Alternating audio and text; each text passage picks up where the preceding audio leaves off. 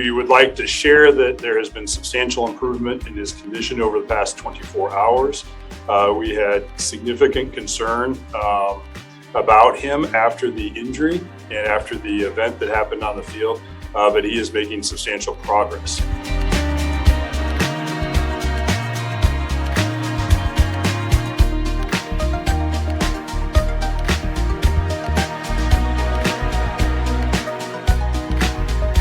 And again, his first question that he wrote when he started to awaken was did we win? So we know that it's not only that the lights are on, we know that he's home, and that it appears that all the cylinders are firing. And to paraphrase one of our partners, when he asked, did we win? The answer is yes. Damar, you won. You've won the game of life.